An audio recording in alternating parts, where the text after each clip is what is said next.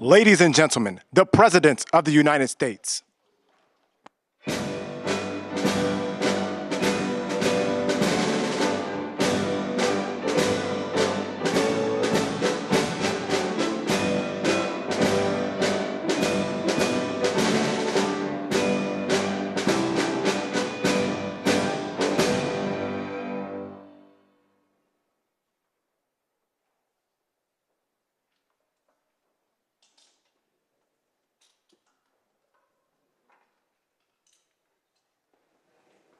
And we have a lot of great people here, and we've been looking forward to this day, but we sort of look forward to every day because we have a lot of surprises, most of which are good. Today you saw GDP was much higher than anticipated, and Scott, good job. Scott Bessent's been working, just got back from a little excursion and a meeting with China in Europe. And that went well. We've done very well with the EU deal. It's a very big deal, I guess. They say the biggest trade deal ever made by far, probably is. Just completed Japan and many other countries. And hundreds of billions of dollars is flowing into our country. We've never seen anything even close. And that's not me saying it, that's everybody saying it. And it's going to be something really, really very special. Maybe even more importantly, factories for AI and for cars and for lots of other things are being built in this country or planned to be built very shortly. They'll be starting. And where they need great amounts of energy, like for AI, they're going to be, I've given them approval. And Lee Zeldin has given them very fast approval to build their own electric powering plants, and they'll build them with the factory, so we don't have to worry about an ancient grid and all of the other problems, the obstacles people thought we were going to have that would make it impossible. And we're leading AI by a lot, and I think people are very impressed with our country.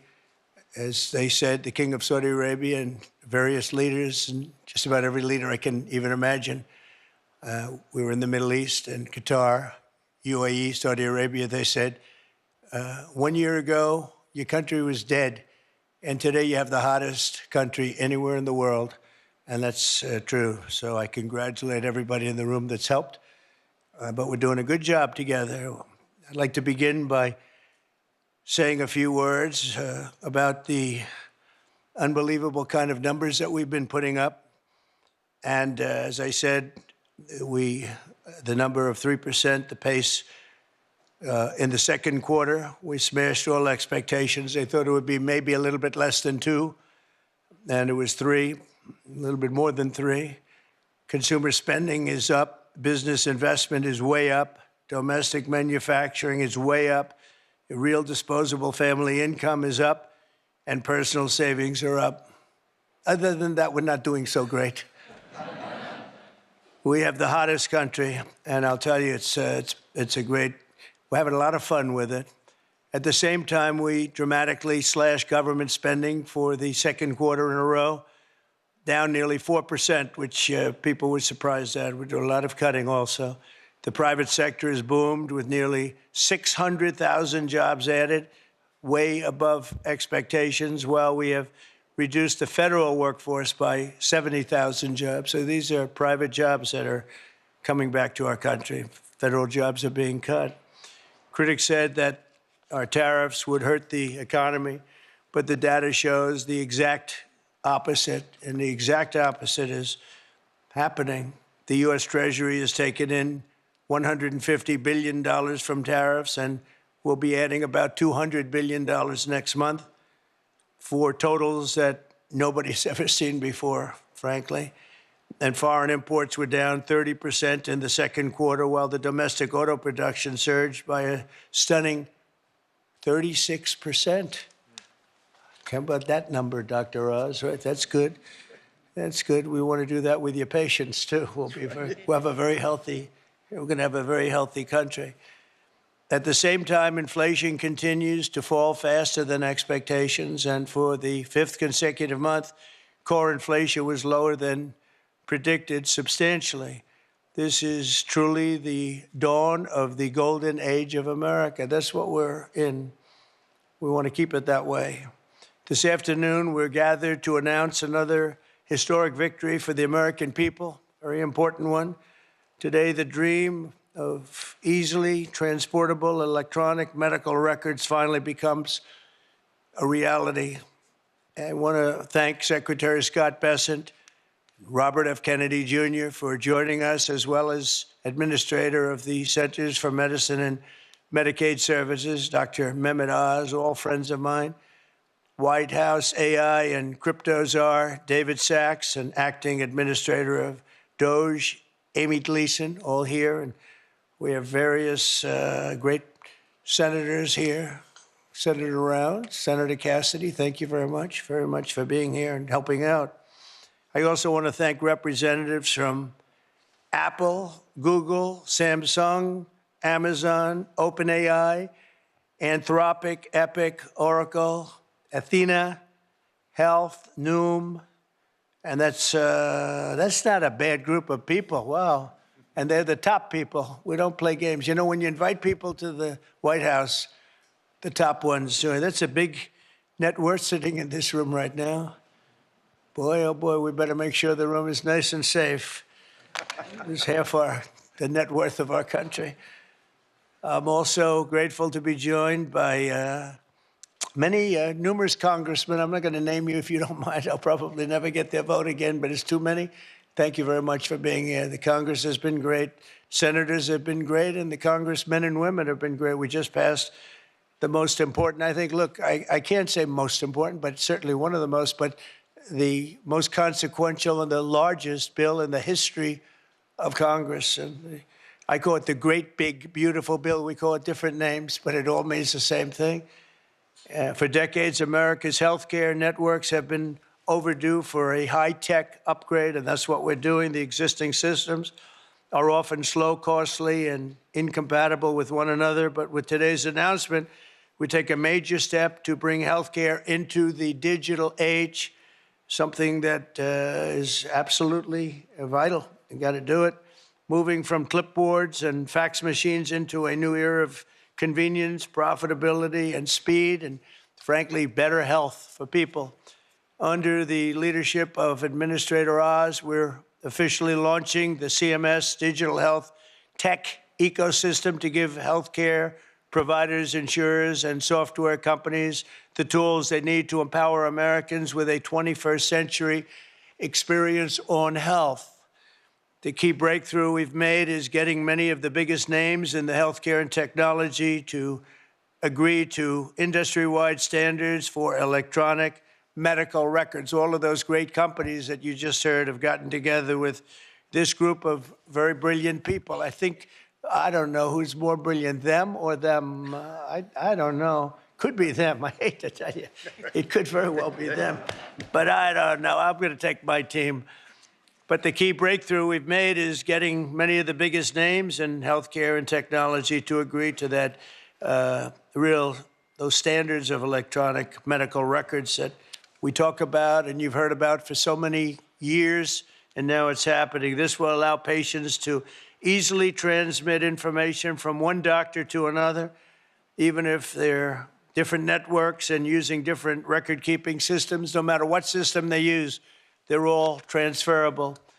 The new standards will also make it simple for patients to access their own personal health records. I don't want to see mine, please. I don't want to see. I don't know about you. They have all sorts of things, sir. They can tell you exactly what your problem is going to be in 6 years. We can do it. You know, they have all these different things. I don't know if they work or not, but I didn't want to hear it. I didn't want to hear it. If I got a problem, I don't want to know about it right now. But it is amazing what they're doing. I don't know, does it actually work? Can they do that? All right, well, then I'm glad I said I don't want to know. But thanks to this announcement, healthcare providers across the country will also finally be able to kill the clipboard. It's an expression that's used, capital, with a capital C, kill the clipboard. Instead of filling out the same tedious paperwork at every medical appointment, patients will simply be able to grant their doctors access to their records at the push of a button, just a button, and you're all set, and all the information the doctor needs will be immediately transmitted. The system will be entirely opt-in, and there will be no centralized government-run database, which everyone is always concerned about. I'm less concerned than anybody. I say whatever it is, but people are very, very concerned about the personal records. They want to keep them very quiet, and that's their choice. I think it's a great thing because it'll be absolutely quiet.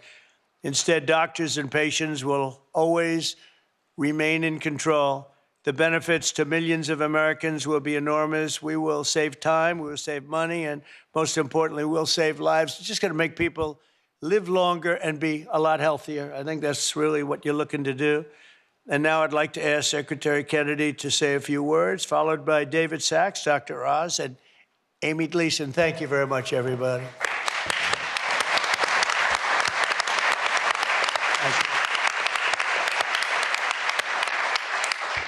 Thank you very much, Mr. President. And I just want to begin by making a comment that is irrelevant to what we're gathered here today to talk about. But I've been coming to this building for 65 years, and I have to say that it's never looked better.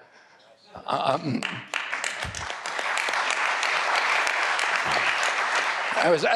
spent some time in the Oval Office, which really it's been transformed. And I was looking at a picture of the Oval Office the other day when I was there, when I was a kid with my uncle.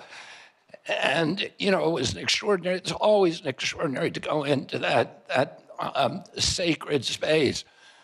But I have to say that it looked kind of drab in the pictures. And they were black and white pictures, but it looked drab. And it looks the opposite of drab today. And I think, I know all these portraits, I hope you get a chance to look at them when you go out there, that they were handpicked by the president.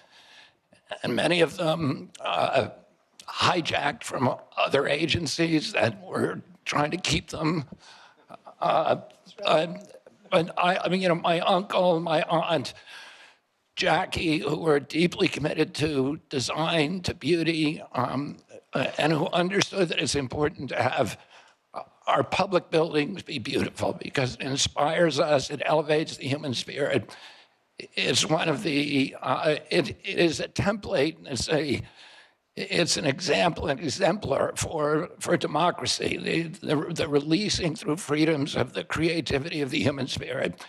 And this building, of all buildings, should look beautiful. And under your stewardship, it looks extraordinary today. So thank you, Mr. President, for that. About 3 weeks ago, I met with the Indonesian health minister.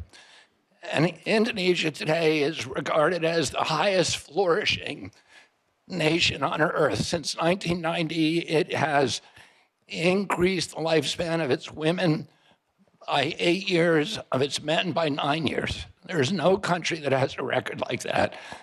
And there are two major innovations that allowed them to achieve that extraordinary outcome. And one of those was to disincentivize people from eating processed foods.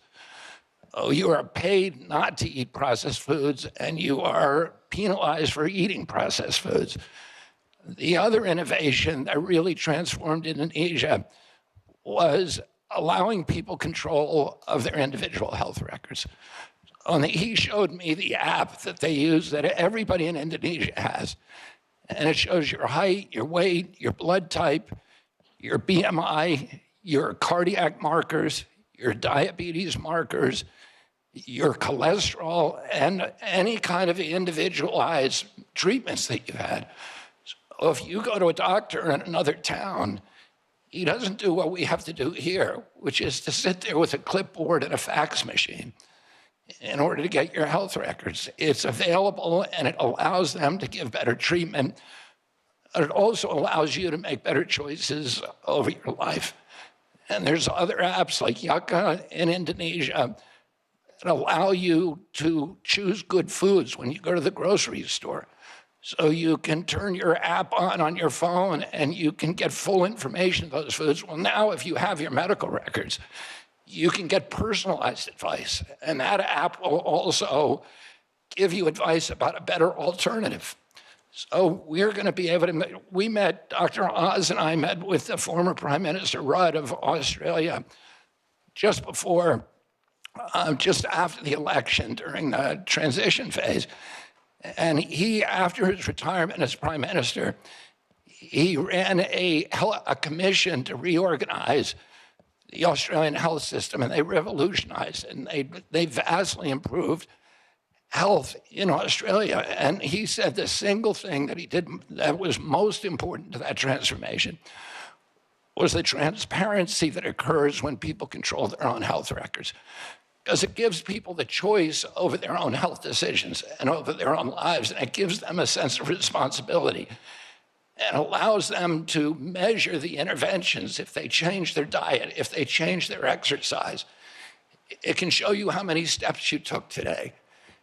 It can tell you if your glucose is spiking.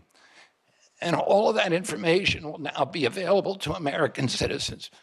60 years ago today, we passed Medicaid and Medicare in this country.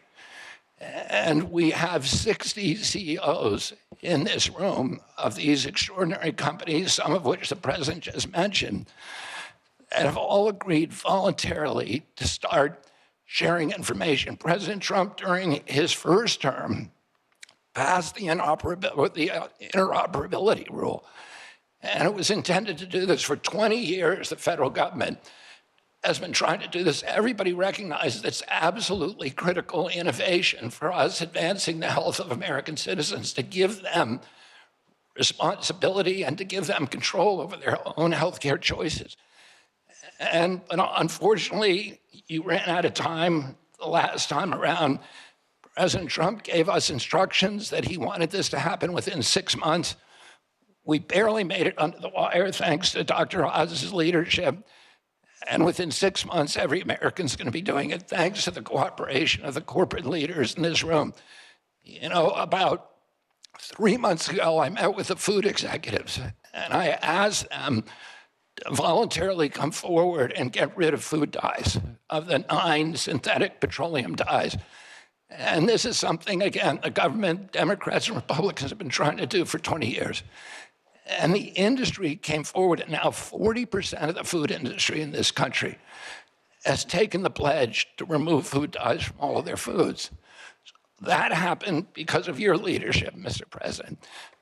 A month ago, we got, after a lot of work by Chris Klump and Dr. Oz and a lot of other people in our agency, we got all the insurance executives to come together in our country and in our offices and agree to get rid of pre-authorization for 80% of the DSM codes. This is a voluntary agreement. 80% of the industry has now agreed to do that. So this is happening because of good leadership. President Trump, you've asked us to think big, you've inspired us to dream big, and you've enabled us to accomplish things that no other president has been able to do. So I want to thank you for your leadership, for allowing this to happen, and with your leadership, we're going to make America healthy again.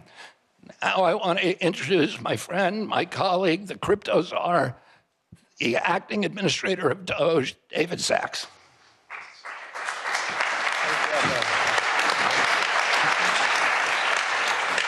Thank you, Secretary Kennedy. I recently got a text message from a friend whose wife has been suffering from a chronic illness for something like a decade, and they've been trying to figure out what it is. They've never been able to figure it out. And I just want to read this to you right off my phone. He said, I uploaded my wife's blood work into one of our leading AI engines on Friday.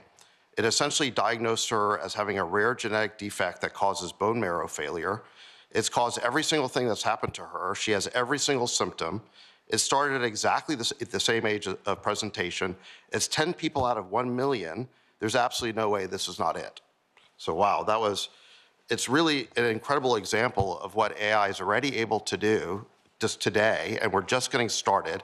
And this was one person putting his wife's data in one of our consumer AI apps, and he's already been able to get that diagnosis, and that's going to help them tremendously. The key is the unlocking of the data, because the more data that AI has, the better it performs. And so, kudos to Dr. Oz and Secretary Kennedy for this pledge today. They were able to get 60 major companies across different sectors of the economy to agree to unlock their data so that AI can use it to drive better patient outcomes. And this is, all due to your leadership and President Trump's leadership to put the American people's healthcare needs first. And I remember Dr. Oz, he was one of the first people to call me during the transition when the president announced I'd be AI czar, because he wanted to ask me about how AI could better be used in healthcare. So kudos to you, Dr. Oz. Your passion's really incredible. And kudos to you, Secretary Kennedy, your passion as well. And I remember a couple of years ago, I was a big fan of Bobby Kennedy when he was running as a Democrat. And I remember thinking— He gave a lot more money than President Trump. Well, I remember thinking there's just one problem with Bobby Kennedy. He's not a Republican. But thanks to President Trump, I think we fixed that. So, and I think that, getting people like Dr. Oz and Bobby Kennedy into the administration is a testament to President Trump and the talent that he's able to attract and pull together, and the partnerships that he's able to forge, because these are people who could be doing other things. So it's really a testament to the great talent that President Trump always attracts around him. Today's pledge by these companies is going to tear down barriers that allows both startups and established firms to compete freely. We're opening up the playing field so that the best tools can scale, compete on value, and discover new methods for making Americans healthy again. Technologies like AI, they do things like they will expand access to care, cut administrative costs, reduce fraud, and deliver better results for patients and doctors. And I want to thank you, President Trump, for your promise to not only make Americans healthy again, but also to ensure that America is a predominant AI superpower. Just last week, you announced a major AI action plan with hundreds of billions of dollars of new investment in AI infrastructure, and also getting red tape out of the way so that we can be the leading country in AI. And it's these life-saving applications that are going to be built on top of all of that infrastructure. So thank you for your leadership in making the United States the #1 country in AI. Thank you, sir. David, thank you. And now, Dr. Oz, we'll take it from here. Mr. President, today we are making American health technology remarkably great again. We've always been at the leadership. David's right, I called him early on after the president offered me the position, and him as well. And we began brainstorming on this. Secretary Kennedy from day one appreciated the crisis that we're in and how we needed to address it. So today is a remarkably important day, one that you will remember, I believe, for years to come, for 3 reasons. Yes, it is the 60th birthday of Medicare and Medicaid. The first patient, by the way, was Harry S. Truman. Although Lyndon Johnson signed the legislation 60 years ago today, not far from here. It is not just the ability to bring 60 of the top incumbents and insurgents in health technology, hospital systems, insurance companies, electronic medical record companies, AI companies, the big players. You're all here, and we appreciate that very much. But Mr. President, you used the power to convene. That's fundamentally what I think the president has been able to offer us. And Secretary Kennedy offered us, as a group, some examples, but there are more to come. And I want to touch on some of these. But first, I've got to do what doctors often have to do, which is to tell you the truth, even if you don't want to hear it. So here goes. These beautiful programs, which are the backbone of the social network, the social support system of this country, the safety net, they're flailing. They're flailing for a bunch of reasons. Medicaid is a unique entity. It has deviated from its original purpose by drift and by design. The One Big Beautiful Bill, the OB3 law, was elegant for that very reason. And President, I don't know if you remember this, I can share this, but he called me once and he was upset at me because I was going too strident at something. And he said, this is about fraud, waste, and abuse.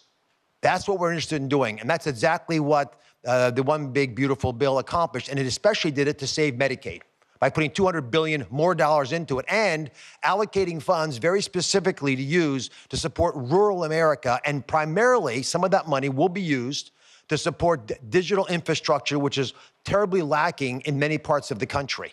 The money that's sent from Washington doesn't get to rural America. About 7% of Medicaid dollars get to rural hospitals. We now have an ability to infuse funds through this $50 billion Rural Health Transformation Fund into that system. The gathering today is another example of how we can actually jumpstart that and accelerate it. The other reality is COVID broke the system. It did for many reasons. Medicaid expenses went up 50% in 5 years. Medicare, the trust fund that we met at actually Treasury with Secretary Besson and Secretary Kennedy as trustees, it goes bankrupt in 2033. And that is actually a conservative estimate. It could go bankrupt as early as 2029. Thankfully, due to the economy, that's not going to happen. But we don't want to have to take that risk. And there's some fundamental changes we need to make accordingly. Now, there's one other big reality about making the system more efficient, which is why what everyone here is talking about is so critical. And let's just pick an average American born in 1964. That average American born in 64 will retire this year at age 61. If just that one group of people born in 64 could work 3 years longer because they're healthy, because they feel like they want to do it, because they feel vital and vigorous and they're flourishing, just that 1 year working longer is $1 trillion to the U.S. GDP and is $300 billion of tax revenue to pay for a lot of the problems that people are concerned about. So it's not just keeping people out of the hospital, getting them to thrive and flourish that makes what we're doing so critical today. I think there are a lot of realities to how healthcare has gone. Unfortunately, the system is frozen, and it has been for many reasons, despite efforts in the first administration. It's frozen in time, so it cannot address the quality lags that exist. While Netflix and Airbnb and Uber drivers are racing ahead, making arrangements, identifying the problems that are challenging us in healthcare have become incredibly difficult. You can't make appointments. The average Americans are tired. They're tired of waiting for a doctor's appointment. They're tired of waiting for the surprise of what your hospital bill is going to offer. That's being addressed by one of the president's executive orders. They're tired of waiting for access to their medical records. You own your medical records. They're yours. Why you can't have access to them is a stunning reality in modern day America. They're also tired of waiting for Washington to take action. And this president early on emphatically stated that wasn't going to happen anymore. And today we made that vision into a reality. And there's a fine line between vision and hallucination. What you did today was show it's a vision because you share it with us and we're moving ahead on it. And that's what today's commitments essentially are reflecting. And they are pledges. They're not laws. They're nimble and they're fast and they're quick because the president understands that you, each of you in your own way, understand these needs. And Secretary Kennedy spoke beautifully about the reality of what happens when you actually have electronic records, because what he said is happening in Indonesia, we'll have here. Within a year on your device, and 91% of Medicaid patients have smartphones. On this device, you'll get insights based on your records if you want. You don't have to take this, but if you desire, Amy Gleason is one of the smartest people I've ever worked with, has built a mechanism to be able to get you that information in a way with all these partners helping so that you can get nudged to pay attention to what you're eating and avoid processed foods that Secretary Kennedy smartly and wisely highlighted as so dangerous to our well-being. All this, by the way, is that will be at the fingertips. In addition, advice about which doctor to see, when to go see them, nudges, reminding you why I didn't do certain things. If you're a doctor like me, it's a very different story. It's to help you navigate the system better. It's giving you advice, decision support, which is becoming increasingly important as medicine gets more difficult. But I'll tell you the best thing of all, how many of you have been with your doctor telling them something heartfelt, very emotional, and they're looking to the side, typing into their computer, right? It's common. Put your hands up. I just want to see it. Yeah, most everybody. And that's unfortunate because the whole sacrament, the whole covenant of being with the doctor is having them look you in the eyes and realize you're there for each other. That process is going to go away. We will, within the workflow of doctors, be able, with your help, allow physicians to take care of patients, gather the information while they're doing it, and will destroy the upcoding that has hurt Medicare Advantage and other programs in a similar fashion. The IT infrastructure that's going to change promises to improve a lot of things. We're going to cut fraud, waste, and abuse. Mr. President, we announced with the DOJ 2 weeks ago a $15 billion bust. $15 billion. It's a multinational criminal syndicate based primarily, we believe, in the Soviet Union, in Russia. And what they did was hack using beneficiary numbers into the system. We'll be able to stop that because of a system that Amy has put together and the wonderful work of Amy Brandt, who has a fraud war room using this kind of technology, because we'll know who you are and who your doctor is. We can block this. We're going to have remarkable advances in how consumers can use their own records. We'll have beneficiaries be able to get MAHA advice and prevention tips and even be able to nudge them and reward them perhaps for that. And all this comes back to one fundamental issue, Mr. President, which is leadership. I think 60 people, the biggest, the best, the willing, came forward because of your leadership, because you weren't going to take no for an answer, and they know it. We are building a robust and safe, I emphasize that, safe system. It's going to protect the data better than we could have imagined. We're going to be able to accomplish goals that all of us wished from day one that would be in place. These pledges are now confirmed. They're signed in public. And you have therefore empowered Americans to own their property, which is their medical records. Let me introduce Amy Gleason. She is acting director of DOJ, U.S. Digital Service as well, and was actually the brilliant woman who pulled together the pieces of this puzzle with so many members of the audience. Amy Gleason.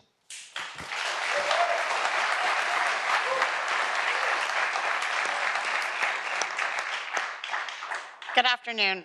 First, I would like to thank President Trump for his leadership in this area, and Secretary Kennedy and Administrator Oz for driving this work with clarity and urgency. I would also like to thank my colleagues who have been instrumental to this, and we've worked a lot of late nights and hard times on this, and it would not have been possible without them. I want to start today with my daughter Morgan, who's here in the audience. If you'd please stand up. I am so inspired and energized by your strength every day. And we also have two other patients here, Randy and Tom, who have been very inspiring. Thank you for being here today. You're why this all matters. Let me start talking about my daughter's history. So 15 years ago, she was diagnosed with a rare disease. She was 11 years old, and she started showing mysterious symptoms. Over the last year and a half after that, she saw the country's best doctors, but she still continued to get worse. At some point, she couldn't stand up off the floor or walk up the stairs, and we still had no answers. I carried a binder of paper records to every doctor's appointment so that I could keep them aligned. And I truly believe that if one of those doctors had been able to see her whole history, they would have diagnosed her faster. And if we had just had today's AI, then they could have connected the dots that the humans missed. Today, Morgan takes 21 pills a day, gets 2 infusions a month, and has over 40 patient portals.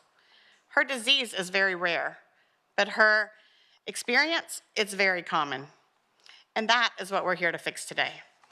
Too many patients are forced to remember all the doctors that they've been to and log into portal after portal, repeating their story at every visit, and they don't have the digital tools to help them stay well. Meanwhile, every other part of our life is digital. I can order groceries and have them delivered in minutes. I get personalized recommendations on my other apps. But in healthcare, we still see it on paper and manual situations. But today, thanks to President Trump, we're changing that. Over 15 years, we've tried to regulate our way to a better outcome. And we have gotten a path forward, but they have not delivered the modern healthcare experience that Americans expect and deserve. I'm so proud today that these 60 companies have voluntarily stepped forward to make a pledge, to take action, and to join us, to say, we're ready, let's fix this, we're in. We're trying something different. It's not regulation or rulemaking. This is a voluntary alignment around a shared vision, a commitment to work across boundaries, across competitors, and across silos. We're bringing together data sharing networks, electronic medical records, doctors, health systems, payers, and app developers. And we're asking one simple question: what can we do right now to make this work for patients? The companies pledging today are agreeing to collaborate, even with their direct competitors, because they know we can't keep kicking the can down the road. We have to stop talking about data interoperability and make the data flow. Here's something important. Not all patients will want these tools. Some will rely on their caregivers, and others will rely on their doctors, so they don't have to carry it themselves. But no matter how people engage, we must make sure it works for everyone. CMS is doing its part.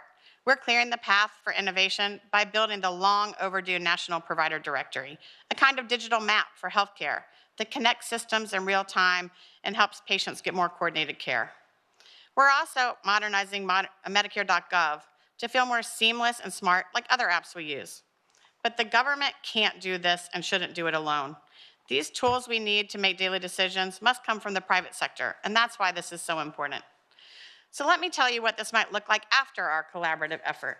So Morgan, in 6 months from now, might show up to her doctor's appointment. Instead of filling out a clipboard with her 21 medications, 12 doctors, and her entire medical history, she can just pull out her phone and tap or scan a QR code and seamlessly transfer her digital insurance card, her verified medical record, and a digital summary that could help her provider get up to speed faster.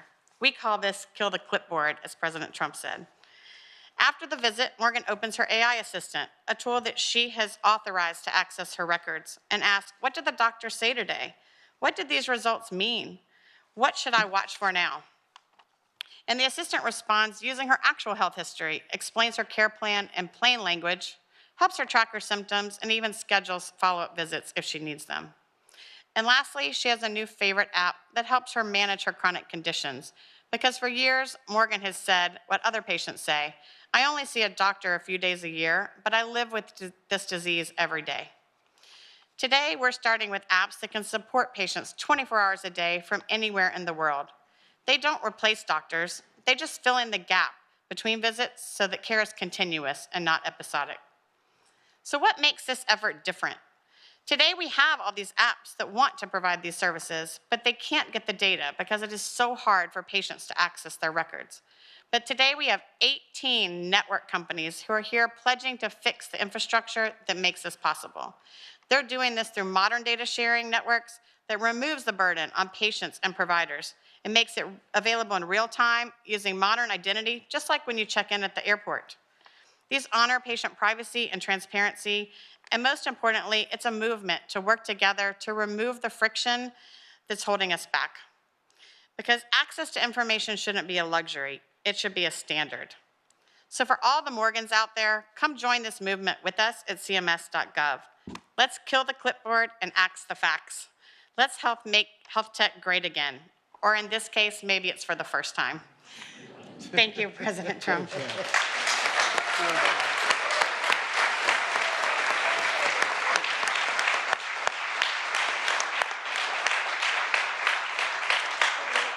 Thank you very much. That was great. And hello.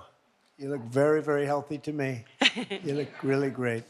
So just, I want to thank all of the companies that are here. These are big names, great people. And now you're doing something that's so important for our country, really for the world. It's beyond our country, I suspect. It's really for the world.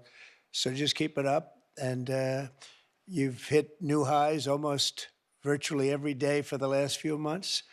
And that makes your job probably a little bit easier. You're under very little stress. But someday you might have a little bit, but you're not going to have much. I think we're really going to great heights. But I just want to thank everybody, political people and the teachers and the companies and all of our cabinet. I even see Newt. Do I see Newt? I see Newt. Look at him. He's such a handsome man. He's a healthy man. We don't have to do any tests on him. But good to see you, Newt. But I just want to thank everybody. This is a very big undertaking, and it's a very serious undertaking. It's going to make a lot of people lead a much better life. Thank you all very much for coming. Appreciate it. Thank you. Thank you. Can I call you by MFN? Yeah. Can we start?